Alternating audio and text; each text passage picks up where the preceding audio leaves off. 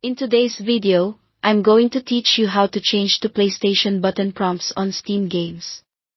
If you're using a PlayStation controller with Steam, you might notice many games show Xbox-style button icons by default. The quick fix is to let the game read your controller directly, so it can display the familiar cross, circle, square, and triangle prompts when the game supports them. I'll walk you through the exact setting to change, and explain what it does so you know how to switch it back anytime. Start by opening the Steam app on your computer and signing in. From there, head to your library. Find the game you want to adjust. This is a per game change, so you'll pick the specific title where you want PlayStation prompts to appear.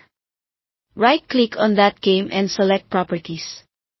This opens a window with options along the left side. Click on the Controller section.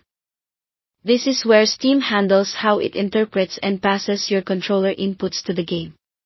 Near the top, you'll see a drop-down menu that usually reads Use Steam Input per Game Setting.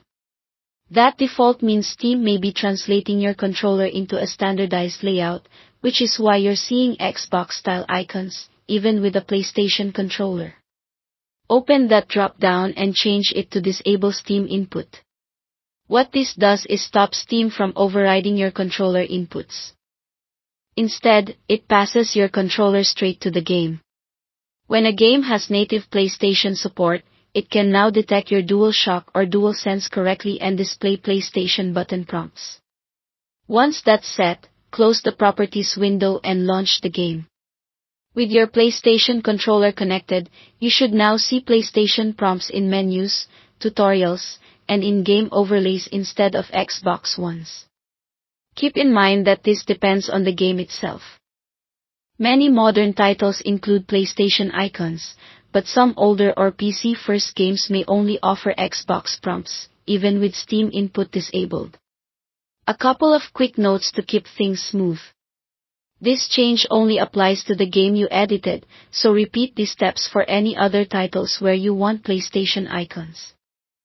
And if you ever prefer Steam's features like remapping, Euro layers, or on-screen keyboard, you can return to the same controller settings in Properties and switch away from Disable Steam Input. That's all there is to it. Thanks for watching.